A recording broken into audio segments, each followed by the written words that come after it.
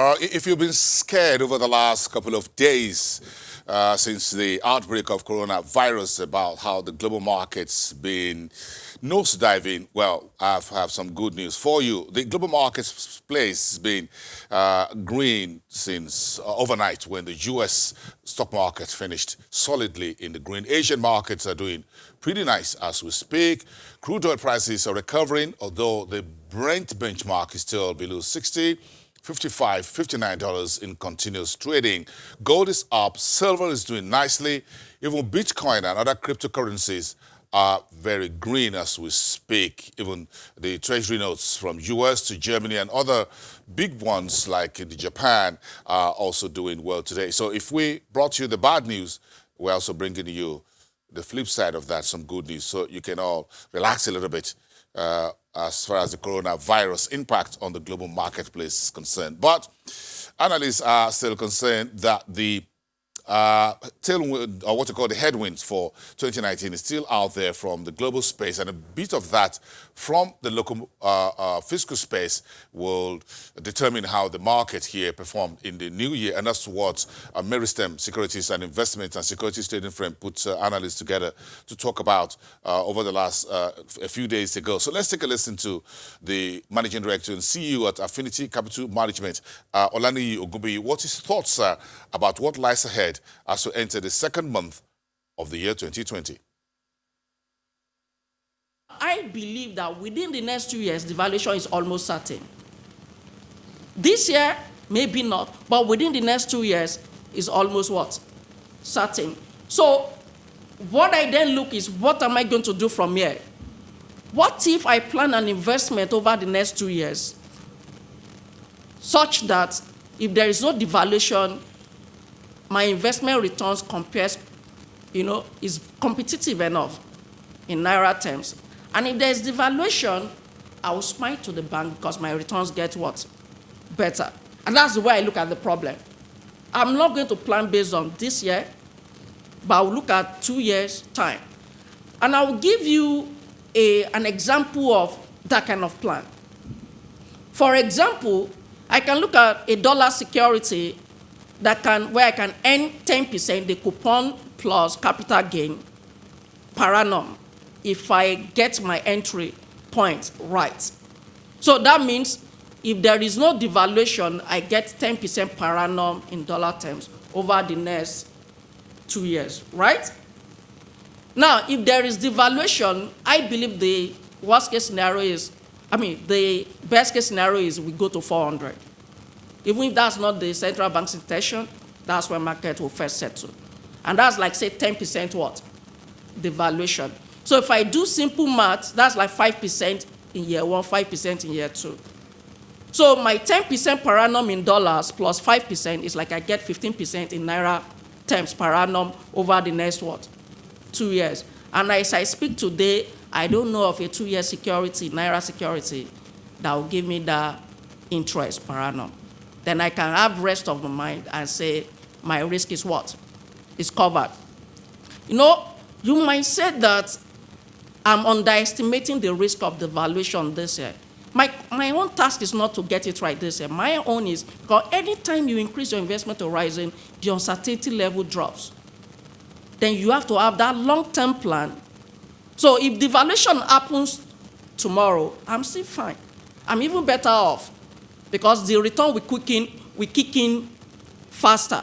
So I can even exit and go and do something else at that point. So over the 2-year period, I will end up delivering more than 15% in Naira terms. And one thing we must be aware, why I'm so cautious about we saying devaluation this year, central bank still has a secret weapon, which most people don't know, and is the NDF pricing. How did central bank get us out of the hole back then in 2015, 2016, when there was no dollar? Naira was already at 500. What they did, that was when they introduced these non-deliverable forwards. And they told the offshore people, bring in your dollar, then we'll sign a contract that when you are taking the money out, we fix the price, so that's the price at which you take the money out.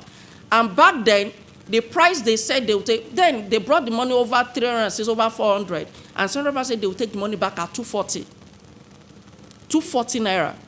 So back then, any foreign investor that brings in money, let's even say they brought in the money at 360. When they are going back, they assume they are selling the money back to them at 240. So from 360 to 240, so that's almost 100 naira. That's 80 naira on every dollar. I mean 120 naira. That's about. Look at that, and you brought in 360. You've already made 120 because just arrived. Your dollar hit your account in Nigeria. So that's 1/3. So that's 30% return in dollar terms locked in. Then they buy fixed income securities. Then it was like maybe 22% return. So plus 33%. So the offshore guys were making over 50% in dollar terms. Normally, if we follow economic principle in pricing forward, the 1-year rate should be higher than the spot rate because our interest rate is higher than the interest rate in the interest rate on dollars. But central bank did the opposite. Because all they just wanted is the what? Dollars. Then over time, they were raising the forward rate to 40. Today, the forward rate is exactly the spot rate, between 360 and 363. So that means if an offshore guy brings dollar today, he doesn't have FX risk. Because the rate that will apply when you are going is the same rate at which you came, irrespective of what the rate in the market will be at that. Even if the rate is 1,000 at that time, central bank is saying they will pay the difference between 1,000 naira and 360 to you. Now, that means central bank can now come and say they want to drop that rate again, that forward rate. What if central bank does make that forward rate again 320? Because they just set it arbitrarily. It is not. So what they said that 320, meaning that they are already offering back-end return to the foreign investor. And I expect that that's the direction central bank will go because it helps them to avoid raising the interest rate further on Omori. Because if I were central bank governor, looking at the situation I've created by myself, I have option. Let's say I want to add extra 2% to the interest rate on OMO just to attract additional FX. Now that I'm in a tight corner, I looked at it, 2% on 3. If I bring $1, that's 360 naira. 2% of that, that's 7 naira, 20 kobo, right? What if I just say the forward rate, instead of being 360, I can even subtract 10 naira and say forward rate is 350.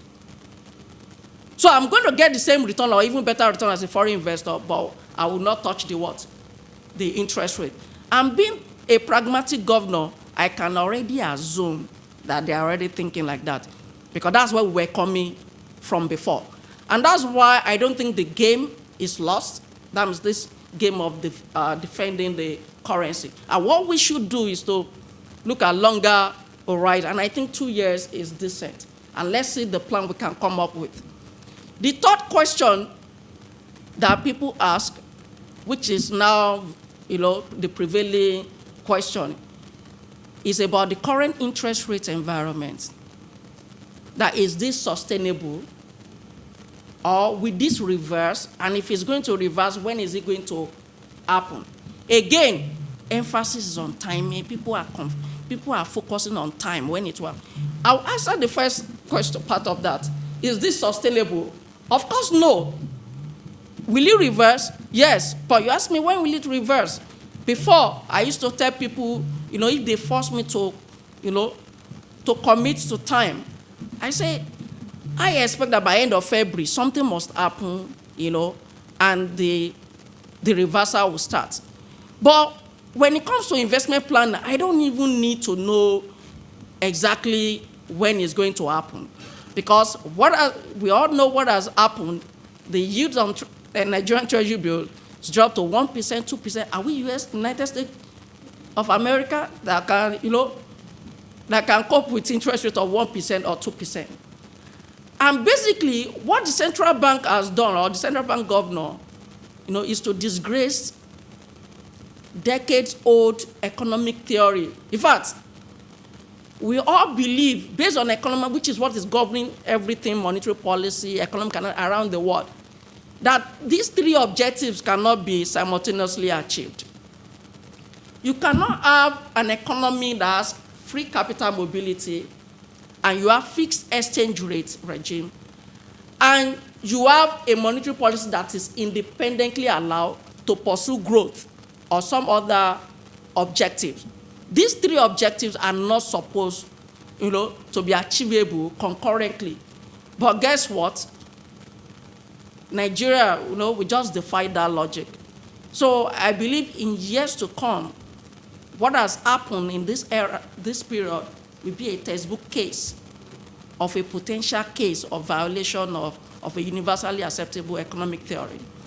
Because look at it, if you fix your exchange rate and there's free capital mobility, and you now drop interest rates to pursue growth, what the economists expect is that because the interest rate is now low, there should be capital flight, which will then put pressure on the exchange rate, so you will not be able to maintain that fixed exchange rate.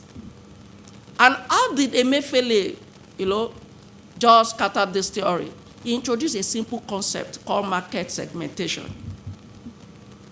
So he divided the markets. The interest rates that decide whether there will be capital flight or not is different. That market is different. And the interest rate that will drive growth, that market is different. So, but there is one element of that whole theory that is not being taken into consideration. When the theory was founded, so one of the thoughts is, if you did something like this, then the domestic investors will also shift from naira to dollars, such that eventually you have to give up that fixed exchange rate. So the only thing that is still working for the central bank as we speak is that the domestic investors in Nigeria are not aggressive in pursuing investment opportunities outside of the country. Getting the sense of the markets in the new year by some of the market experts. But let's shift gear a little bit and go global as we speak. The pound sterling is having a very good morning this Wednesday. The London marketplace, the FTSE 100 is also in the green territory. Let's get some flesh on this with Juliana Olayinka, my colleague from our London studios. Good morning, Juliana. It looks like a very nice morning for markets, globally speaking. Even Bitcoin, cryptocurrencies, metals, including oil, are doing really good as we speak, bringing everyone up to speed. Crude oil is back in green territory. Gold is climbing. Silver is climbing. Bitcoin is rallying.